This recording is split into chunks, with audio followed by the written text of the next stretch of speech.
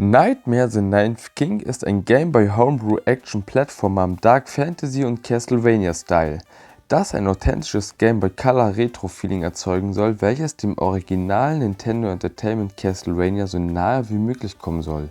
Entwickelt wurde es von Elvis, der aktuell auch an einem Prequel arbeitet. Nightmare the Ninth King ist auf itch.io für $6,66 verfügbar und lässt sich wunderbar via Emulator spielen. Die physischen Cartridges und Boxen sind leider schon alle ausverkauft und wurden von Yastuna Games gepublished. Kommen wir zur Story. Das vergessene Königreich Mortemeyer tauchte Jahrhunderte später scheinbar aus dem Nichts wieder auf. Zu diesem Zeitpunkt erwachte neben dem Königreich eine junge Frau namens Erin. Und überraschenderweise schien sie von dem unbekannten Ruf unberührt zu sein. Mit nur einer Eisenpeitsche als Waffe muss Erin sich ihren Weg durch die verfallenen Straßen bahnen und das Geheimnis des Königreichs und seiner Rufe lüften. Obwohl ich nie wirklich Castlevania gespielt habe, ja, Schande über mich, fand ich Nightmare the Ninth King absolut fantastisch, hat mich total abgeholt und bot mir knapp 3 Stunden Spielspaß. Grafisch habe ich mich wirklich sehr an alte Game Boy Color Zeiten erinnert gefühlt.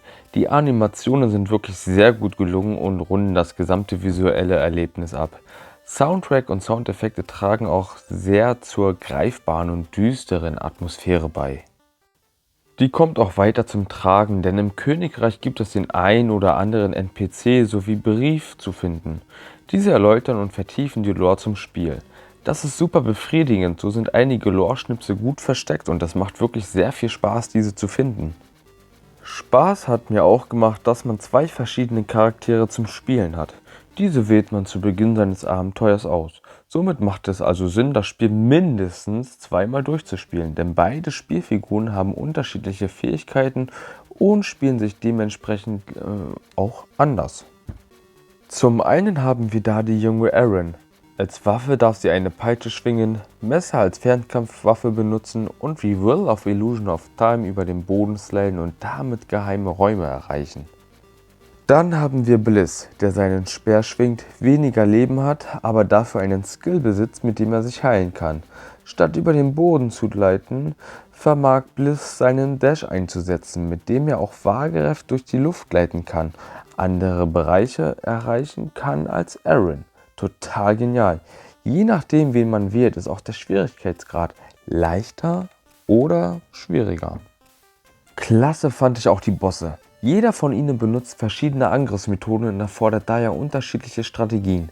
Sie sind auch ordentlich knackig. Bei manchen Bossen habe ich sicherlich 4 oder mehr Anläufe benötigt. Vielleicht war ich auch einfach zu schlecht. Wer weiß das schon. Persönliche Anekdote. Mein Sohn hatte mir bei einem Boss zugesehen und meinte nach dem 3. Ableben, dass ich das nie schaffen würde. Ich meinte zu ihm, dass man immer dranbleiben und geduldig sein muss. Nach dem gefühlten, 10. Mal habe ich es dann geschafft. Mich wie ein Irrer gefreut und meinem Sohn hoffentlich eine Lektion fürs Leben erteilt. Denn er hat gesehen, ich habe es geschafft und er hat gesagt, Papa, du hast es geschafft. Genau. Was mir jedoch am Anfang nicht so gefallen hat, war die Schwierigkeitskurve. Während man in den Levels relativ entspannt rumhüpft, Gegner umnietet, geheime Räume entdeckt und die Lore erkundet, kommt man dann zum Boss, der einem von jetzt auf gleich höchste Konzentration abverlangt. Ich weiß nicht, ob das bei Castlevania damals auch so war und vermutlich bin ich auch einfach zu casual, aber das hat mir bei den ersten beiden Bossen dann doch zu schaffen gemacht. Nachdem ich mich aber daran gewöhnt hatte, hatte ich zwar dann immer noch die Hosen voll, aber es lief ganz flüssig. Kurze Anmerkung, Nightmare the Ninth King habe ich im Rahmen des Game of the Month von Evercade gespielt. Danke für den Daumen nach oben und bis zum nächsten Mal. Haut rein!